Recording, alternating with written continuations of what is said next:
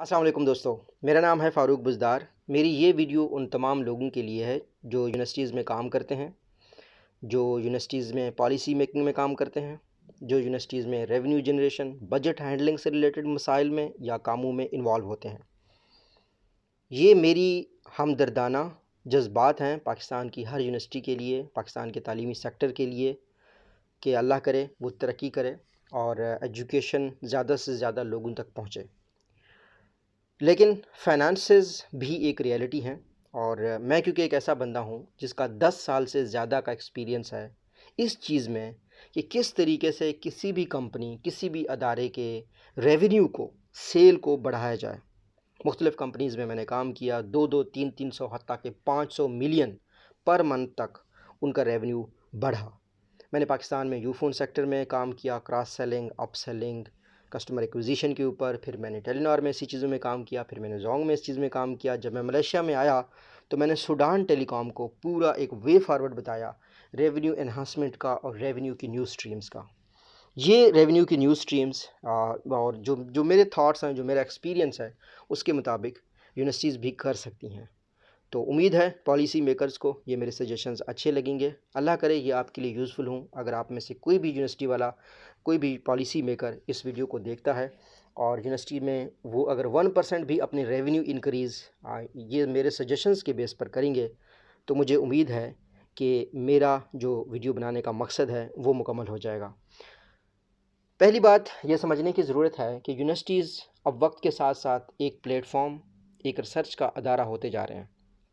पाकिस्तान में रिसर्च की 10 से 12 कंपनीज से मैं मिल चुका हूँ और उनको हम मिलियंस के प्रोजेक्ट देते थे जब मैं रिसर्च और कस्टमर एक्सपीरियंस को देखता था जोंग में, और वो कंपनी सक्सेसफुल जा रही हैं। दूसरी तरफ हमारी यूनिवर्सिटीज़ के पास रिसर्च के लोग हैं जिनका काम पेपर्स प्रोड्यूस करना है। वो पेपर्स इंडस्ट्री में इस्तेमाल होते हैं, नहीं होते, लेकिन इंडस्ट्री उनकी कम से कम पेमेंट नहीं करती या कम पेमेंट करती है। तो जो पहला काम है वो ये है कि यूनिवर्सिटीज़ का रिसर्च का जितना भी काम है वो कांटेक्ट करे इंडस्ट्री के साथ। इंडस्ट्री बाकायदा तौर पर प्रोजेक्ट्स देती है, प्रोक्योरमेंट में जाके मार्केट रिसर्च की कंपनी के तौर पर हर यूनिवर्सिटी को ख़ुद को रिसर्च रजिस्टर करना चाहिए। और यूनिवर्सिटी के पास रिसोर्सेज पहले से हैं। Business students, management sciences almost हर यूनिवर्सिटी में पढ़ाया जाता है। उन स्टूडेंट्स को आप मार्केट में भेजकर मार्केट सर्वेज कर सकते हैं। एक रिसर्च रिपोर्ट जिसका सर्वे होता है, जिसकी रिपोर्ट बनती है, तकरीबन 1000 रुपये की होती है और उस पर टोटल एक्सपेंस 200 से 300 का होता है। एक्सपेंस का मतलब है कि एक शख्स गया, सर्वे फिल करवा के ले आया, उसको भी आपने पेमेंट दी, उसकी ट्रांसपोर्टेशन को भी मैनेज किया। तो जो ऊपर वाला जो पैसा होता है 800-900 रुपया, वो इंटेलेक्ट का होता है, वो रिपोर्ट बनाने का होता है। और वो रिपोर्ट अगर यूनिवर्सिटी के प्रोफेसर्स बनाएंगे, ऐसे प्रोफेसर्स जो पीएचडी हैं मैनेजमेंट साइंसेज में, जिनका कॉर्पोरेट का एक्सपीरियंस है, वो उससे भी एक्सपेंसिव सेल हो सकती है।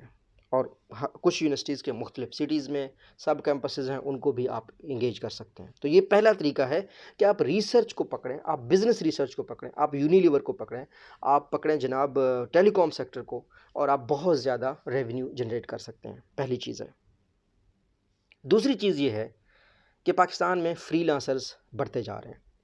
अब फ्रीलांसर्स को इस डिमांड को देखते हुए नई कंपनी सामने आ रही हैं जो अपने इनक्यूबेशन सेंटर्स बना रहे हैं।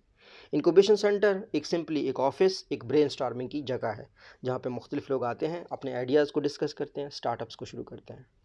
यूनिवर्सिटीज़ के पास बहुत स्पेस है और वो स्पेस रात को इस्तेमाल नहीं होता, वो शाम को 4 बजे के बाद इस्तेमाल नहीं होता।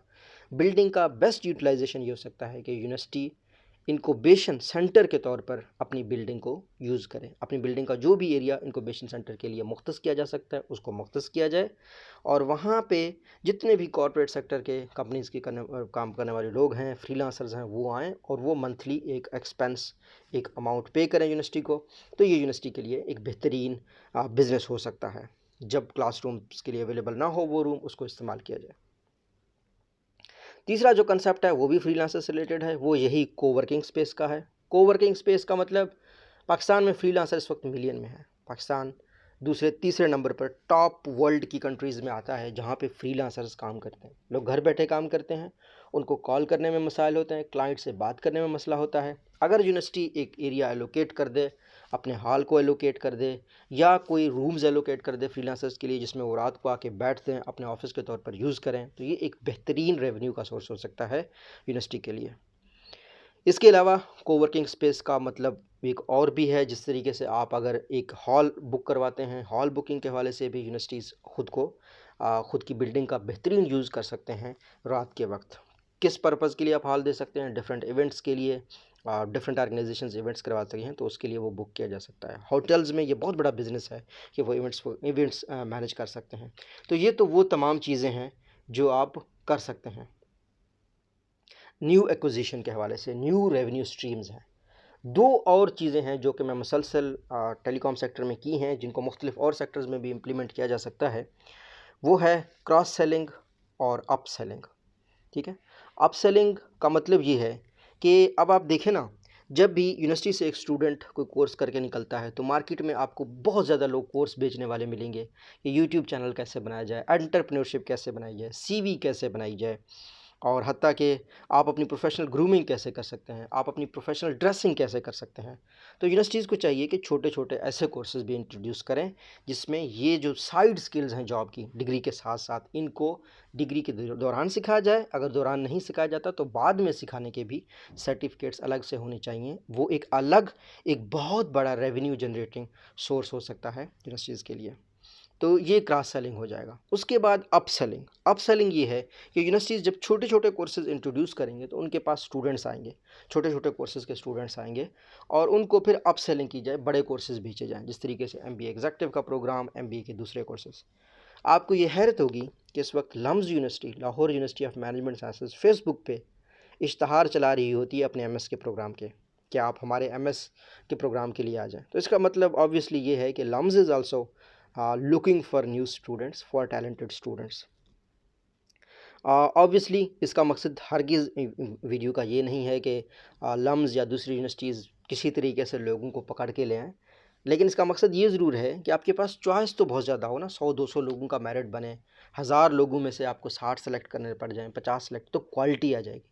अगर क्वालिटी स्टूडेंट यूनिवर्सिटी से निकलेगा, ऑटोमेटिकली यूनिवर्सिटी का नाम होगा, ठीक है ना, यूनिवर्सिटी के ग्रेजुएट्स में। तो ये रेवेन्यू जनरेटिंग के मेरे पास मेथड्स हैं। इसके अलावा आखिरी तरीका जो कि हमने सही इंटरनेशनल, एक सऊदी फर्म था, उनके लिए मैंने एक ऐप बनाया था, तो डोनेशन पे हमने काम किया था। और सही इंटरनेशनल की कुरान पाक की जो ट्रांसलेशन है वो दुनिया के मुख्तलिफ एप्लीकेशन में अवेलेबल है, उनके साथ मैं काम करता था।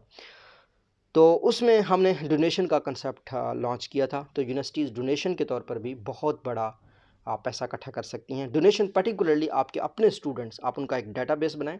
आज के दौर में डेटाबेस बनाना कौन सा मुश्किल काम है, तो उस हवाले से भी आप पैसा इकट्ठा कर सकते हैं। और last and most important is universities को कंटेंट बनाना चाहिए। यूनिवर्सिटीज़ को हर चीज़, अब आप देखें ना, एक यूट्यूब चैनल जिसके 2 से 3 मिलियन सब्सक्राइबर हैं, वो ईज़िली 4 से 5 लाख रुपए कमाता है।